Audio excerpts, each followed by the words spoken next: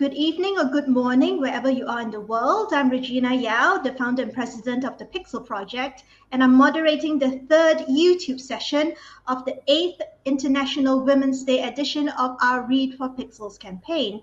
So through Read for Pixels, the Pixel Project is collaborating with 14 award-winning best-selling authors to raise awareness about violence against women and to raise funds for the Pixel Project keep our efforts to end violence against women alive and kicking. And we'll be telling you more about the Read for Pixels fundraiser, which has lots and lots of exclusive author goodies a little later. And you can find out more about the Pixel Project by visiting www.thepixelproject.net. Now, we have a very special guest today for the live Read for Pixels discussion and Q&A session. The one and only Talia Hibbert. Talia Hibbert is a New York Times, USA Today, and Wall Street Journal best-selling author who lives in a bedroom full of books. Supposedly, there is a world beyond that room, but she has yet to drum up enough interest to investigate. She writes steamy, diverse romance because she believes that people of marginalized identities need honest and positive representation. And Talia has also generously donated some fabulous goodies to the stash of author treats that we have up as perks for donors at the Read for Pixels Rally Up fundraising page. These are available for donors worldwide. Now, we are going to announce something. Talia's Ravenswood and Tea bundle has actually been snapped up by a generous donor in the US. So thank you, Dana Onstead, for your kind donation. Now, this bundle, to make everyone really jealous, is a complete set of the first edition paperbacks of Talia's Ravenswood series, signed and personalized for the donor, in this case, Dana. One Read Like Your Book is Burning mug, and some of Talia's favorite peppermint tea to make yourself some refreshing comfort in the mug while you read her books, and a set of 4 of Talia's bookmarks, and so that you can, you won't lose your way. You have to go off and do something else in the middle of reading. But there is one more goodie from Talia available now, which is a 30-minute one-to-one video call with her. And this is open to anyone worldwide. We just need to figure out time zone differences.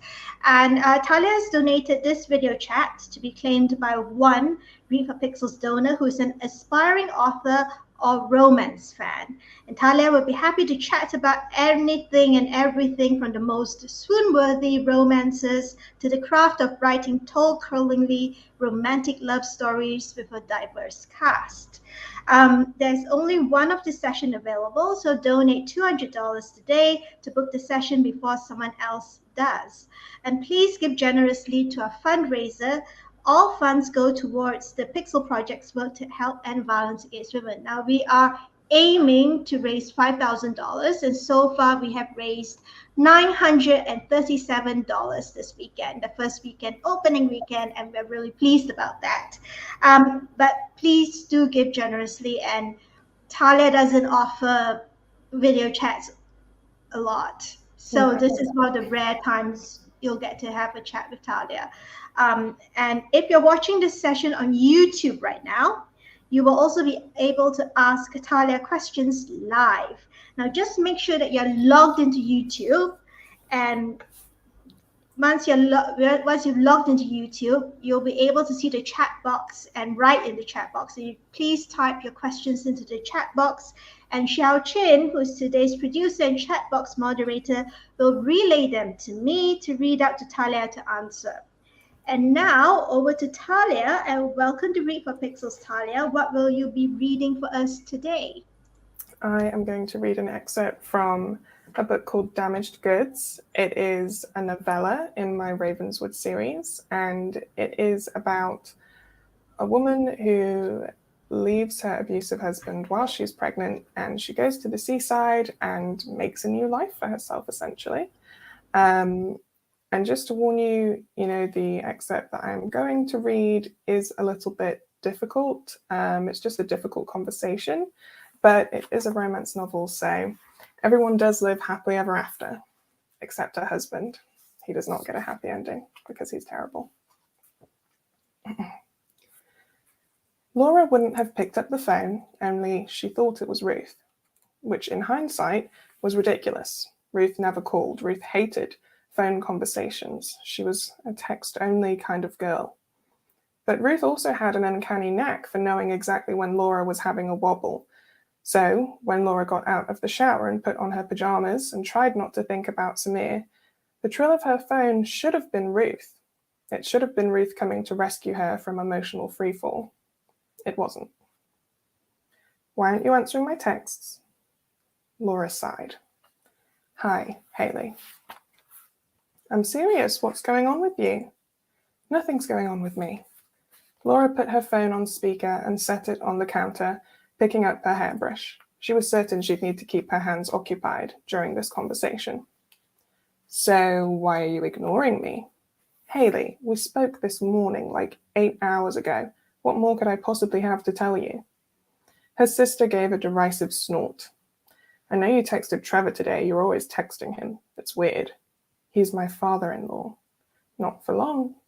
He's my baby's grandfather then. And what do you mean, not for long? Laura's heart leapt. Has Daniel changed his mind? Is he signing the acknowledgement? She would have been divorced months ago if her husband would just accept the petition. But even though he despised her, even though he didn't want her baby, even though he'd hissed the words at her 1,000 times, he refused to sign. Because of him, they had to do things the hard way. Haley's voice was heavy as a toddler's thrust-out bottom lip and twice as petulant. How am I supposed to know? Laura sighed. I don't know, sorry. It was just the way you said it. Oh, whatever. Look, I think you should come home. The hairbrush caught on a particularly tight tangle in Laura's hair. She winced as it dragged at her scalp. The baby chose that moment to wake up and dance about in her stomach, which made her feel slightly nauseated, desperate to wee, but kind of comforted too. Home. Yeah, Haley said, back to Ravenswood. Funny, but the word home didn't command images of the town where she'd spent most of her life.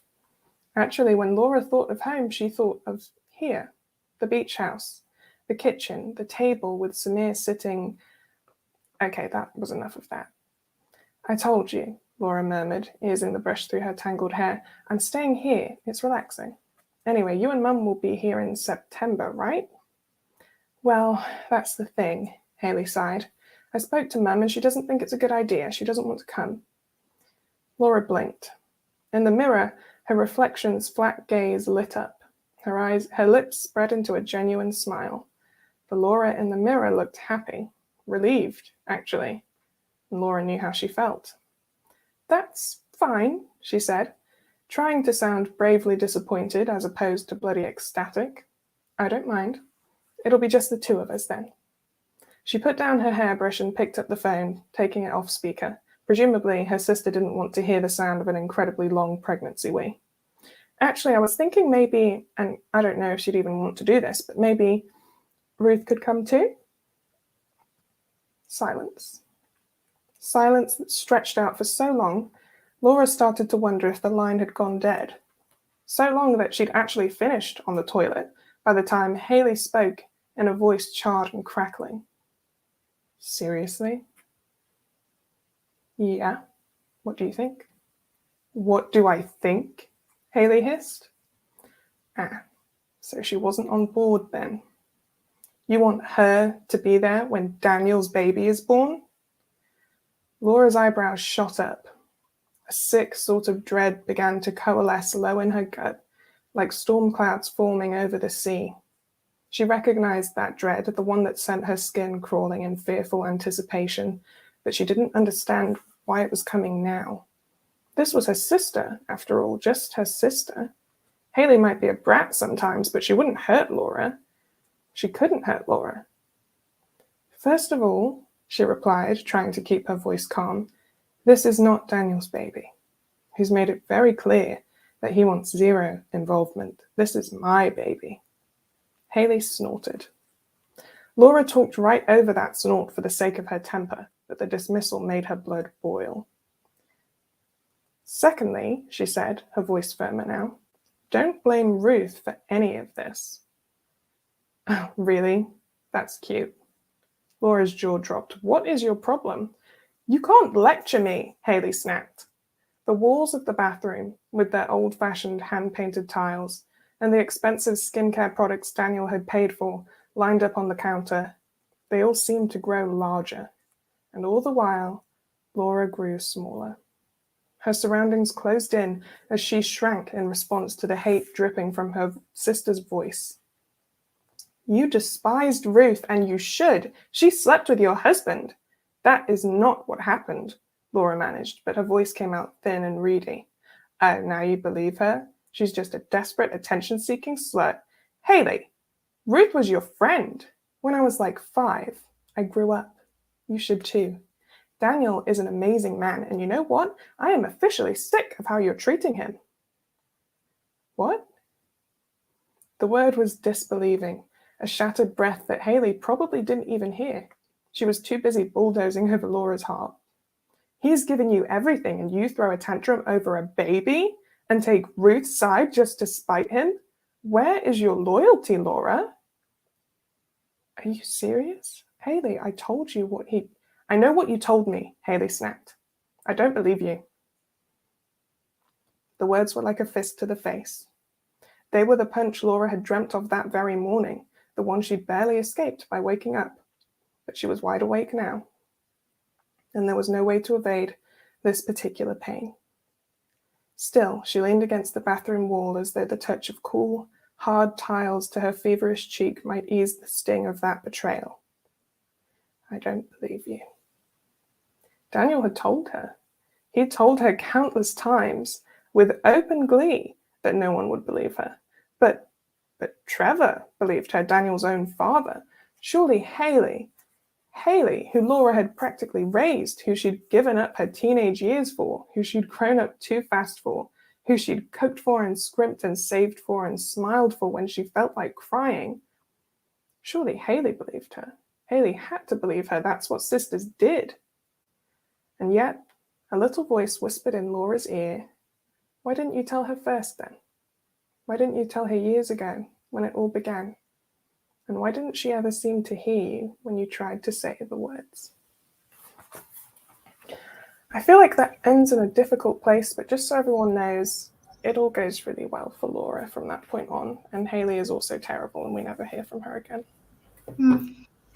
Well, Haley actually gives voice to what a lot of domestic violence victims and survivors hear from their own families and friends. And the sad thing is, I've worked in this space for more than 13 years now. You know, they don't believe you until it's too late. Courts don't believe you. Your family doesn't believe you.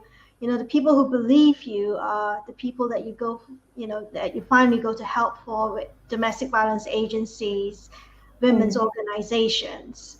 And sometimes it's too late, and too late is, well, we all know what too late means.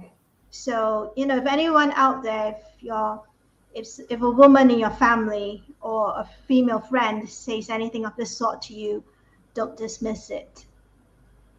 You know, next thing you know, it could be bad. And no one really lies about this. You know, who would want to put themselves through the ringer like this? Who would want to lie about it? So anyway, this kicks our discussion off very nicely.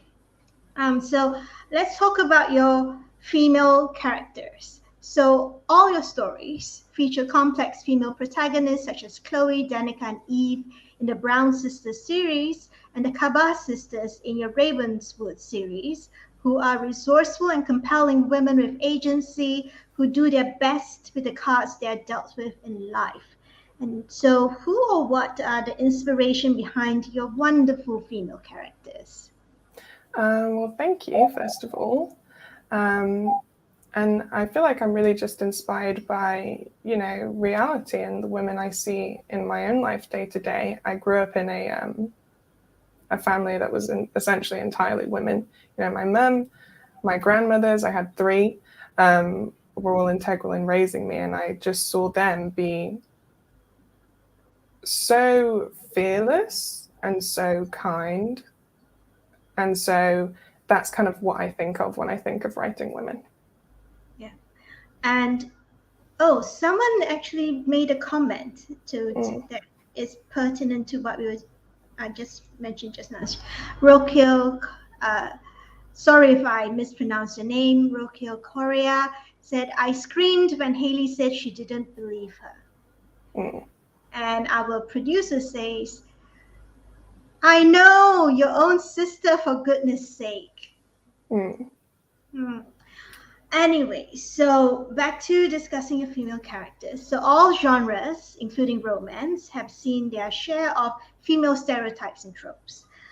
Many of your female characters can be seen as unconventional romantic heroines with multiple marginalities, ranging from Ruth Kaba, who's Black and autistic, to Chloe Brown, who's Black and has fibromyalgia. And this alone sets your stories apart from many romances. With such diversity, it's not a stretch to deduce that the risk of stereotyping is doubled as stereotypes about gender, culture, and race intersect. How and why did you decide to focus on non-traditional heroines? I think it is natural for me to write heroines who are marginalized in various ways because as a reader, that's something that I always wanted to read more of. Because, you know, I'm Black, I'm disabled, I'm queer, and so it means a lot. It's really valuable to see characters like yourself in fiction and have them be positive and realistic portrayals. And I know that, you know, finding that in romance novels as a reader, it just gave me a feeling that's really difficult to describe. And so it was really easy to decide when I'm writing my own books, I want to give people that feeling as well. And when it comes to stereotypes, I think that, you know, almost every writer has a fear of writing stereotypes, right? Because they're bad writing and they hurt people. And one thing I've had to remember is that, you know, it's not as straightforward as XYZ is a stereotype, so I can't write it. Like, for example, like, I don't know, Black people going to prison is a stereotype, therefore I'm not going to write a Black person who's been to prison or who has a criminal record. And in Ravenswood, one of the heroines does have a criminal record. And so initially, I think things like, oh, should I write that? Because we've seen enough of that and so on and so forth. But actually, the thing to remember is that things happen to everyone. They just become stereotypes when they're flattened into something that isn't human. So if you're writing something that's technically a stereotype, but you're writing it with empathy and realism, and you're writing it for a reason for that character, rather than because of that character's identity, you know, then it's fine, in my opinion. So that's what I try to do. I just try to write true stories beyond the stereotypes, and hopefully that works out okay. Yeah, but some stereotypes, they are more, what's the word for it? They're more stubborn than others, especially when it comes to women of color, you know, be it Black women or brown women or Asian, or Black women or Asian women. And how do you break those stereotypes? They're so tough, you know, especially when there's also culturally prescribed gender roles for Black women or Asian women, and you have to contend with all that. So how do you break that stereotype? I think essentially if you just write from the heart and write reality, then you don't have to worry about stereotypes because you know that what you're writing isn't coming from that place. And I think when you do look past the roles that are forced on people by society, what you actually see in reality is very different. You know, for example, even people like, say, Haley in this book, who, if you ask them, might say certain things that lean very much into stereotypes. If you look at the way they live their lives, they often don't even match the stereotypes that they believe in because nobody does. Yeah, it's just an idea that's sort of ossified around certain identities. And so what are the typical pushbacks you've encountered from romance readers who aren't used to a more diverse range of heroines beyond stereotypes? The stereotype of the beautiful, I'm doing air quotes here, beautiful white heroine, and how have you addressed these objections? So I'm lucky in that I've actually overwhelmingly had positive responses to my work, but obviously, someone has always got a problem with something. That's just life. And actually, the only thing that I really remember that has always stood out in my mind was just a comment on a heroine I wrote in a book called The Princess Trap. And her name, the character's name is Cherry, and she's a Black woman, and she loves, getting dressed up, and she loves pink, and she loves sparkles, and so on. And she's described in the book as very beautiful, but she's also described as obviously Black. She's plus size. She has acne. And I just got a really horrific comment from a reader who essentially said, if she looks like this, then she can't be beautiful. And she sounds really ghetto because she has pink nails and just a lot of stuff like that. And it was actually a really disturbing insight because the things that this person was saying didn't actually make any sense and kind of displayed that they hadn't entered into the humanity of the character at all. And yeah, it was an insight into how some people think when it comes to stereotypes and how limiting and untrue they are. So that's one that I just always remember because I was really shocked. Yeah, it sort of parallels the reports, the news reports about, when the Hunger Games movie adaptation came out. And people were so angry that Rue was Black. And I remember I loved the movie. It's one of the best adapted movies out there. And I remember coming out not even thinking about that and then hearing about this and going, but what's the problem? There's no problem, there's no problem there. It's just a bunch of fans who object to Rue being Black. I remember that very well because at the time I was a big Hunger Games fan, and I remember in the books, I can't remember why, but when I read them, I thought that Rue was Black. I don't know if she was or not in the books, but that's how I read it. And then obviously in the film, obviously the actor did an amazing job, and I didn't think about it one way or the other. So then to hear feedback that essentially amounted to, Rue is supposed to be cute, and we're supposed to feel empathy for Rue, and that doesn't work if she's Black. Like, I remember very vividly, that's what people were saying. And it was like, wow, first of all, that's a child on the screen, and you still can't. Okay. So again, it's very much just an insight into the way people's minds work. Yeah, and I mean, I was shocked. Yeah, I enjoyed, like I said just now, I enjoyed the movie. It didn't matter to me whether Rue was, Black or, she could be blue for all.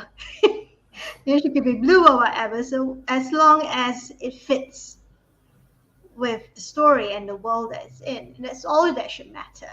But apparently to some people it doesn't. Well, it does matter a lot to them about the race, which is it's a strange and sad hill to die on, really. So when you write your books, do you ever feel pressured by cultural and social expectations to make your female characters relatable and likable? The likability question. Sometimes yes. Well, yes. So essentially, I kind of have that voice in my head that reminds me, people are not going to find this heroine likable. But then I think, oh well, because as a reader, I really enjoy unlikable characters. And actually, the threshold for what makes a woman unlikable is in a significantly different place to what makes, say, a man unlikable. So it's really kind of irrelevant anyway, because, you could have a woman like sneeze at the wrong moment and people would be like, oh, she's so annoying, impossible, hate her, worst character. So you really just have to forget that because it's always going to be an issue. Yeah. Oh, we have so many questions coming in. Let's take a break from the discussion and see what fan questions are out there. Okay. So, here's a good one. So, PCR fact or perfect no one. Do you use music playlists to help you write? If so, what artists are featured on these playlists? Okay, this is a fun question. So I think I do it a bit weirdly because my problem is I love music and it really sparks my imagination, But when I sit down to write actual words, if music is happening, I can't write. So one thing I do is I might fixate on a specific song that really captures the vibe of a book or a character, or even just a chapter. And I'll listen to that song on repeat while I'm thinking about the book, but then I'll turn it off when I'm actually writing. But something I also do is once the book is finished, I make playlists after the fact that remind me of the book or help to inspire the book or really match the vibe of the book. And one book that I did that for, where it was really quite significant, was Act Your Age, Eve Brown, which actually has a playlist at the beginning of the story.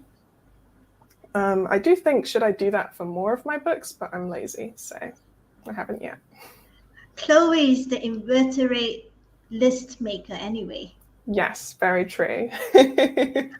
Oh, we have a lovely question here from the librarian of Alexandria.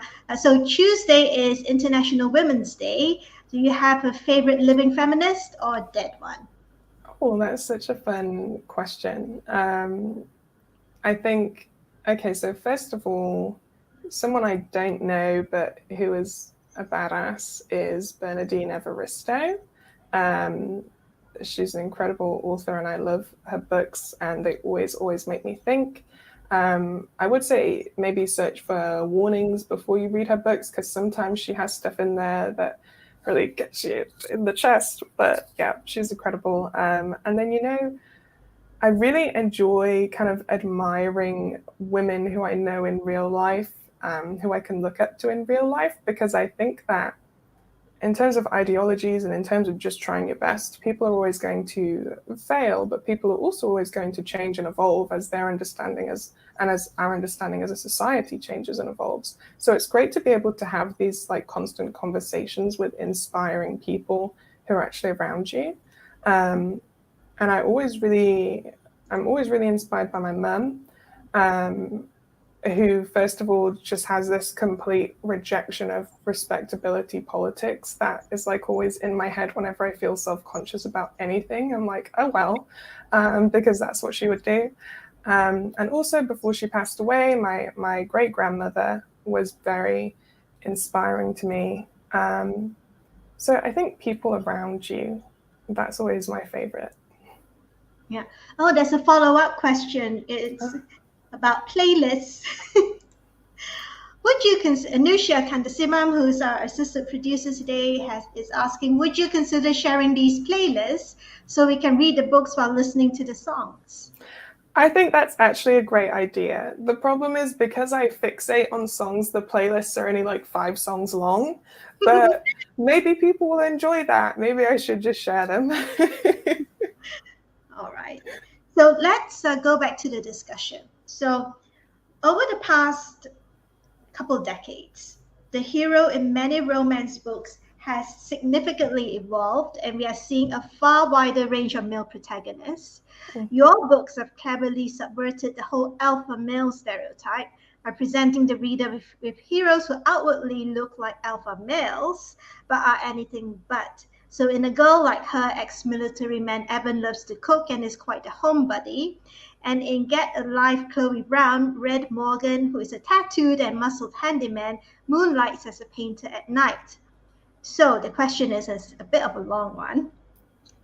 Do you think reframing how stories describe men away from hostile and toxic stereotypes and towards complexity and even vulnerability can be one of the ways that romance writers can break away from toxic tropes that promote toxic masculinity and the dehumanization of women?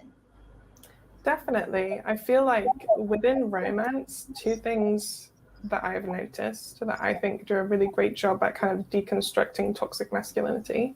There's 2 schools. There's the way that I go, which is kind of like a cinnamon roll heroes or beta heroes or puppyish heroes. And then there's the way some authors go where you kind of have what seems like a stereotypical alpha male, but instead of the story promoting that, he is kind of steadily broken down over the course of the story. I'm also a big fan of that. But I tend to write just sweetheart heroes straight off the bat. And I think it's because, as you mentioned, vulnerability and complexity. are so important in representations of masculinity, because one reason why masculinity becomes toxic is when it's flattened into, like we discussed before, stereotypes. And I'm actually always really inspired, which is going to sound weird when we're talking about this, but I'm always really inspired by my brother, who is a father to two boys. He has a daughter as well, but the way he parents his sons is really inspiring to me when it comes to representing masculinity, because he really focuses on being like, how do you feel? Lead with feelings. Feelings are important, and they're not girly, they're just people feel things, and that's important. And, seeing that and seeing the effort he's made to kind of raise them as people who are boys, people who are going to be men, that is really inspiring to me when we think about what masculinity can be.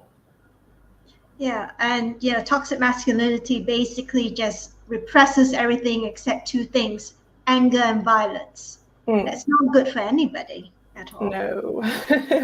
So, do you think that eventually the violent alpha male type character would phase out of romance as cultures worldwide start kicking out toxic masculinity? Or do you think it's one of those stereotypes that's going to stick around in the genre for a bit longer, or for much longer than expected?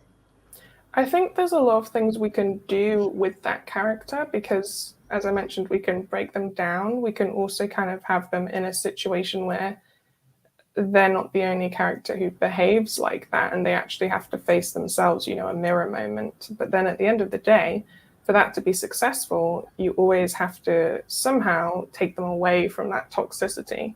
So I think it would be nice to think that, yes, that's going to happen, and the toxic portrayals we've been used to are just going to vanish into the ether. But at the same time, realistically, terrible things always happen. So I'm not confident that it's going to stop. But that's life. Yeah. So let's talk about genre. So the romance genre, as we were saying just now while we were waiting to go on air, is the biggest selling genre today. But it has been criticized for being anti-feminist, or providing unrealistic portrayals of sexual and romantic relationships, and of glorifying toxic relationships. However, many of your romances are inherently feminist because they're one part swoony romance and one part feminist lesson, through which you highlight sexism, misogyny, and violence against women, and the limited options that women have for steering their lives sometimes, especially when things go wrong. Do you consciously include and explore such themes, or do they emerge organically as you write your stories? I think, first of all, it's funny, the fact that romance has sort of been stamped as anti-feminist is, in my opinion, stems from misogyny in itself, because romance is, again, flattened and stereotyped and oversimplified, all because of society's kind of association of feelings with femininity and of femininity with being lesser. So, I think that all literature could be called feminist or toxic, depending on which precise books you're looking at. And the same is definitely true in romance as it is in any genre. For me, I think that when I'm writing my books, I'm writing from, I definitely write my own biases into my books. And I think my biases are just that marginalized genders are great. That's my key bias, and it just worms its way in there all the time. And I say in a lot of different contexts that I usually write what I know and I write what I see in the world. And so the representation of women in my books is very much just what I see in reality. And in your books and stories, you've always made it clear that consent is vital in relationships, and that incorporating this into the story isn't a death knell to romance, although I don't know why some people think it is. However, the line between consent and coercion hasn't always been made clear in romance books, especially those that were in, pre-21st century romance books. Do you think this is an issue that romance writers have tackled successfully in recent years?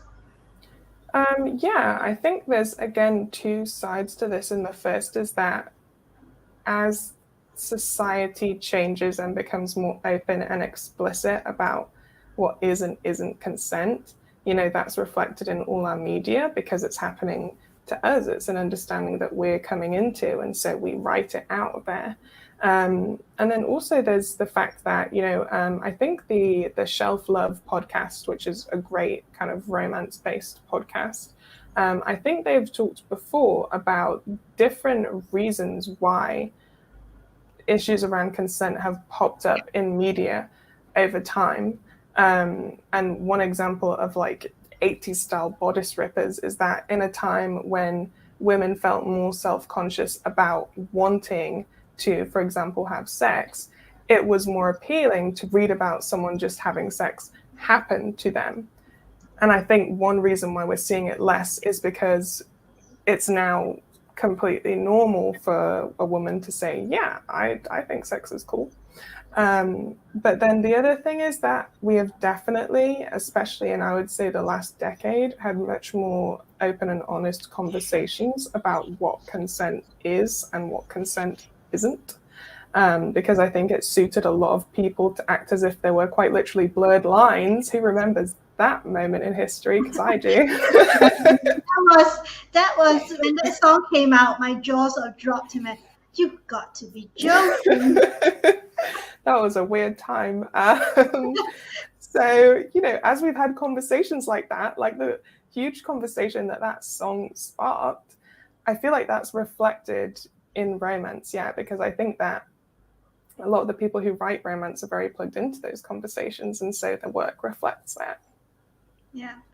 And, do you think that the misconceptions of the romance genre persist because of the astonishing popularity of romances, whether adult or YA, such as, oh, I'm shuddering saying this, Twilight and 50 Shades of Grey, Twilight. which appear to perpetuate the myth that stalking and abusive behavior is, air quotes, romantic?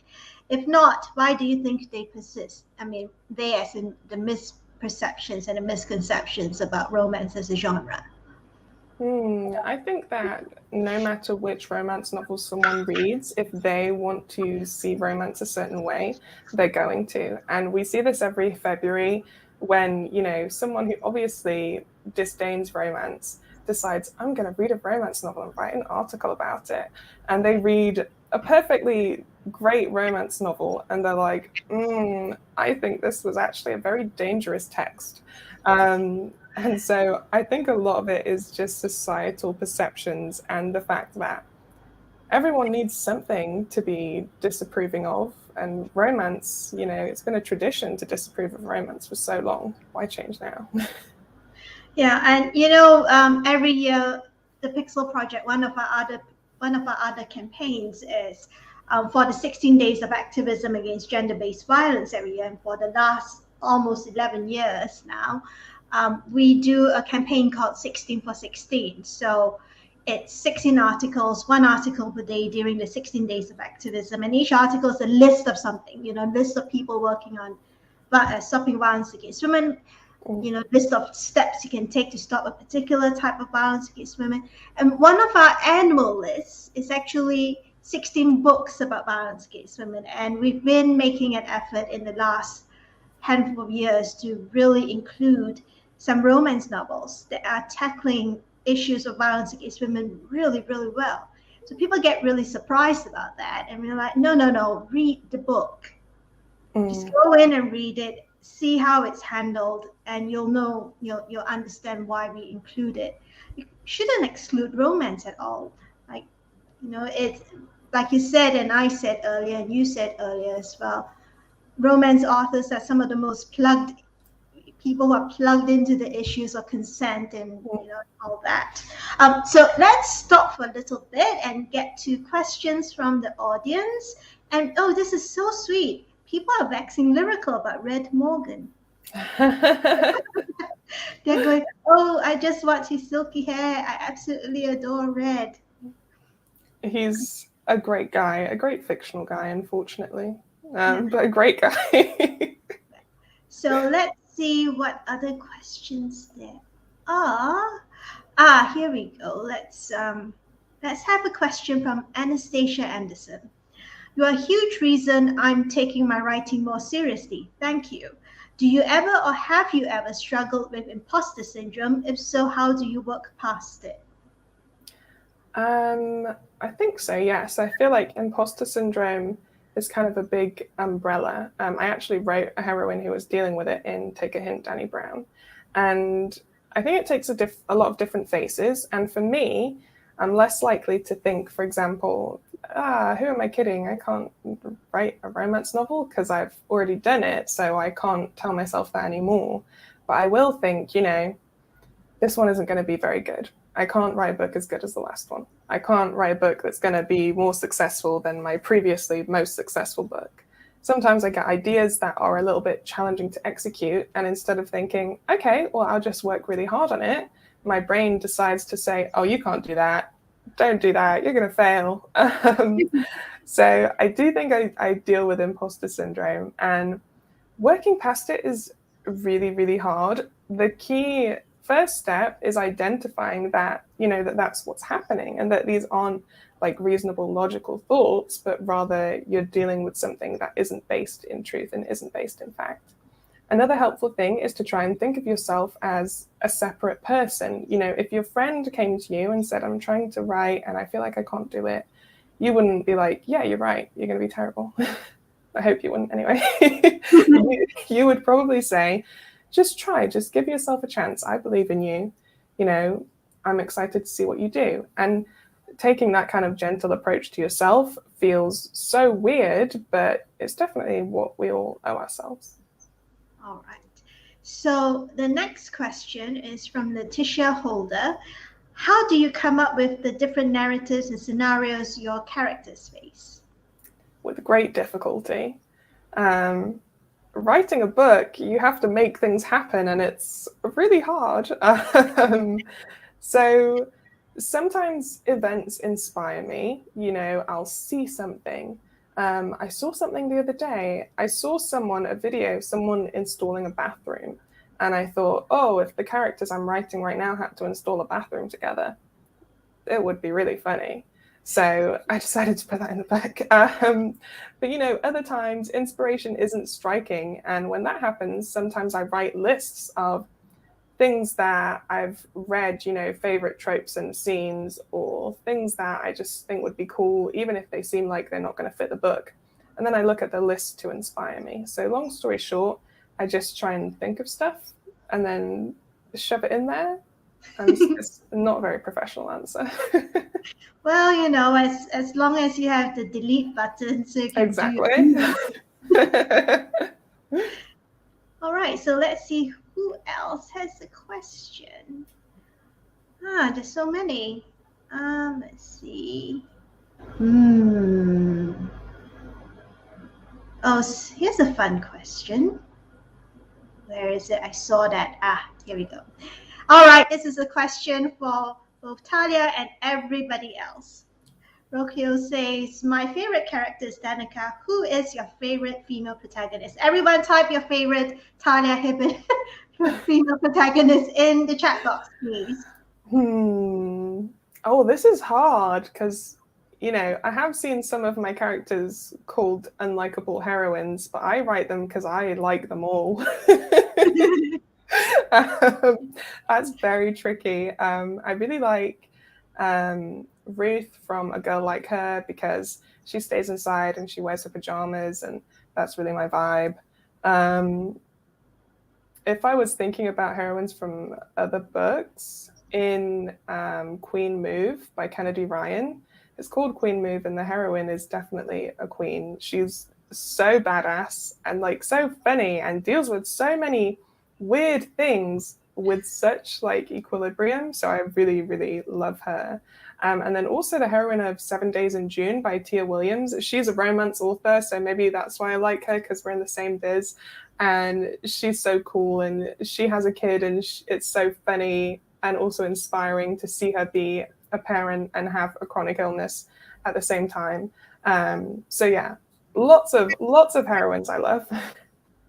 Yeah, we had Kennedy Ryan on Read for Pixels before, and that was so illuminating because we talked about Long Shot. That's the big Yes. domestic violence novel, and she basically nailed it for Long Shot.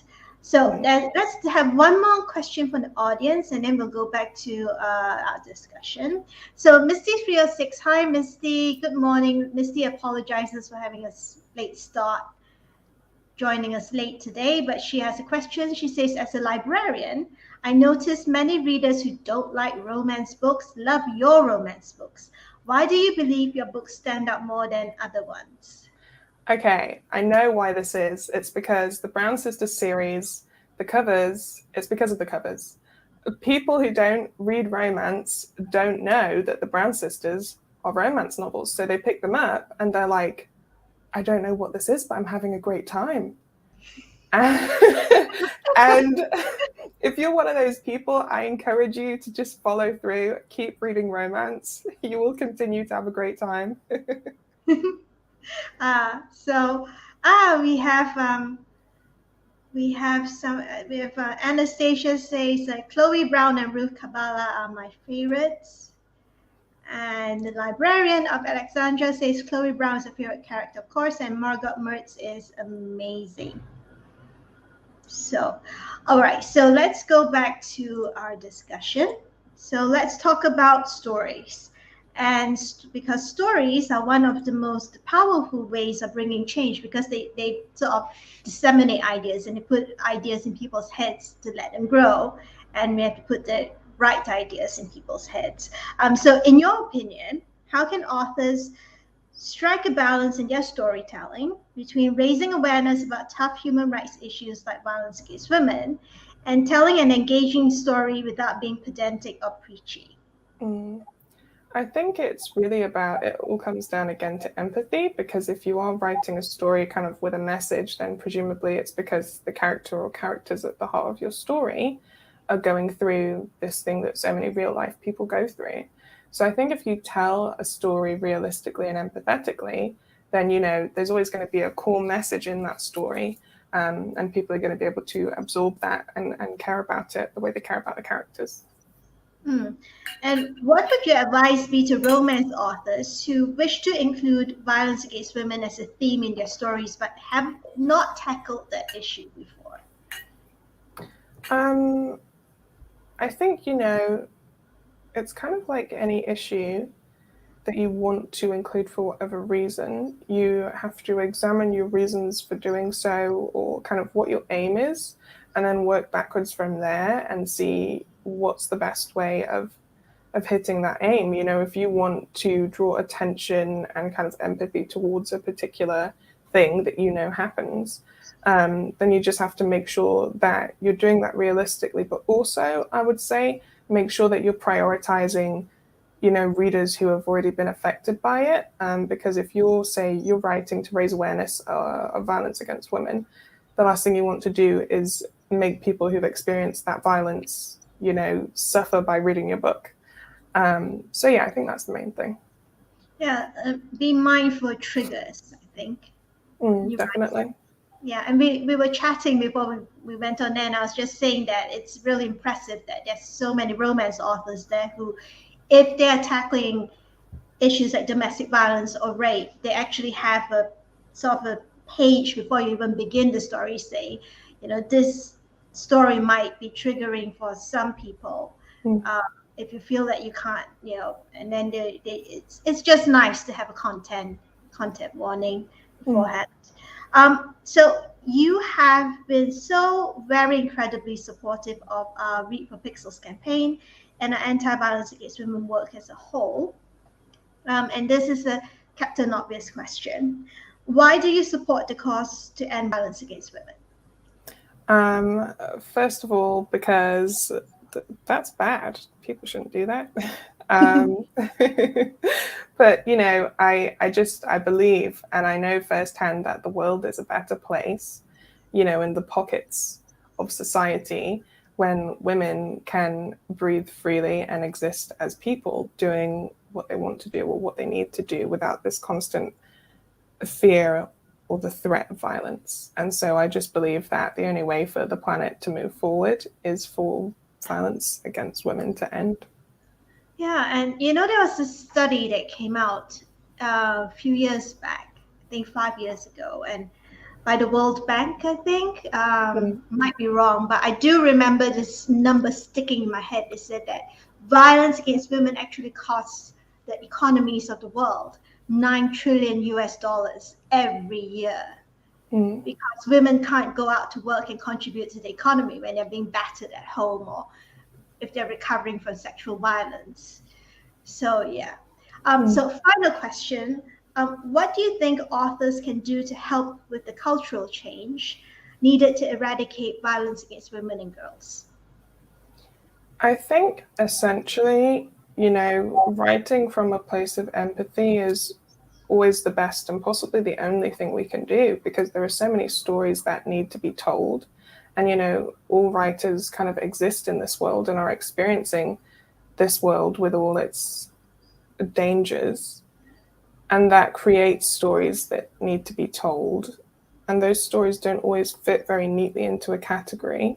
But as long as there's empathy at the heart of them, I feel that's the one thing that we all want to pass on, right? If you consider a book like a message that you're spreading from person to person, you're saying XYZ, pass it on. The thing you want to pass on is that empathy for your fellow human beings. Yeah.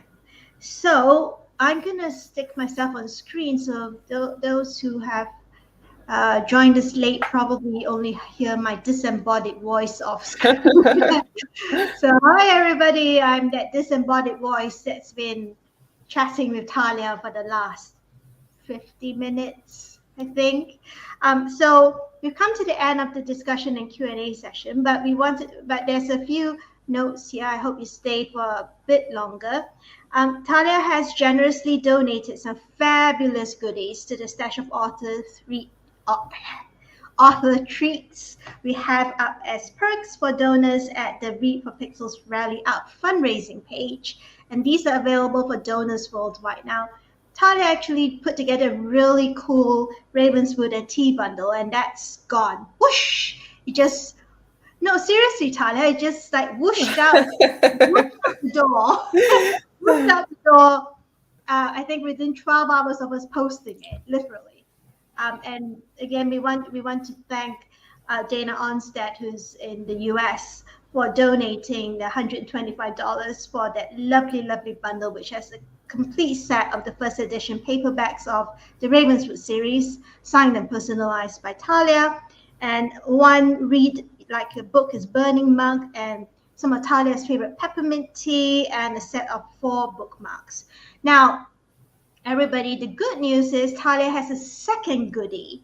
And if you're thinking, while I'm having a chat with Talia, if you're thinking how cool it would be if I could have a chat with Talia, a video chat with Talia like this, listen up. So Talia's donated a 30-minute one-to-one video chat to be claimed by one Read for Pixels donor who is an aspiring romance author or romance fan. Talia will be happy to chat about everything from swoon-worthy romances to the craft of writing my pronunciation today isn't the greatest. Toe-curlingly romantic love stories with a diverse cast. And there's only one of this session available, so donate $200 today to book the session before someone else does. So this is available to anyone worldwide who can make the donation. All you need to do is once you make the donation, we'll be in touch and help you coordinate a date and time with Talia, especially navigating time zone differences. And as of now, we have raised $937 towards our $5,000 goal.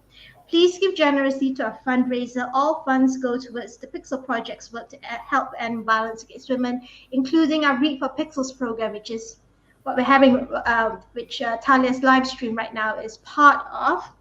And if you don't fancy a chat, there are plenty more author goodies from authors including Elia Dawn Johnson, Angela Yuriko Smith, Juliet Marillier, Linda D. Edison, and if you love historical romances, Eloisa James has plenty of signed books, but hers are only for US donors.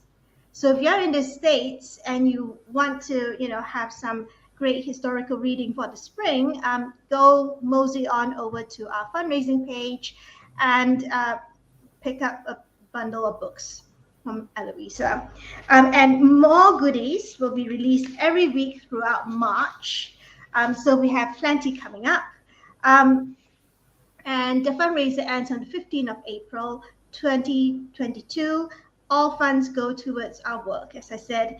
And I'm going to put a share slide here to show everyone where to go. And Xiao Chin, our producer today, is also sharing the link in the chat box on YouTube, so you can actually click on it and go straight there. You can donate to get these goodies on Rally Up at tinyurl.com/R4P Rally Up IWD 2022. Please note this is case sensitive, so do write down the exact address. Otherwise, if you have write a lowercase r instead of uppercase R, you might end up going to a page that doesn't exist. And to find out more about the Read for Pixels program, which is actually going to be 10 years old next year, go to bit.ly/readforpixels. Now, we also, speaking of stories as change makers, we also have, and I'm going to stick a slide on screen, something a little different from romance, but sort of in the same ball. We have the same goal of spreading the idea about stopping violence against women. So our first charity anthology, Giving the Devil His Due, is where the Twilight Zone meets Promising Young Woman, and it's now available. And we have teamed up with 12 of the 16 authors to offer an exclusive limited edition anthology bookplate for early bird buyers. So each author will sign 16 bookplates, and it'll be first come, first served. Each bookplate includes a resource for domestic violence and sexual assault victims and survivors in 205 countries. And for more information about the anthology and how to score a bookplate, visit bit.ly/giving the devil his due. Again, this is case sensitive. And for those of you who are interested in getting your very own copy of the anthology, you can order it from major booksellers worldwide, including Amazon, Kobo, Google Play, Book Depository, and more. Now, we have a blog tour coming up. And so if any of you watching this session, if any of you are book bloggers and would like to join the blog tour in April for Sexual Assault Awareness Month, please again go to the bit.ly/giving the devil his due link, and you can find out more about the blog tour there and sign up to join it. And all net proceeds from the charity anthology again goes towards keeping the Pixel Project's campaigns, programs, and initiatives alive and kicking. Now, to find out more about violence against women and what you can do about it, visit the Pixel Project's website at www.thepixelproject.net. Now, we are going to have to say have a very good Sunday now, because we've come to the end of the session. Talia, any last words for everybody?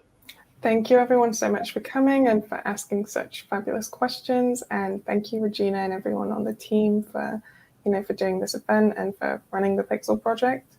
And I hope you all have a great day. Thanks, Talia. Have a good Sunday, everyone.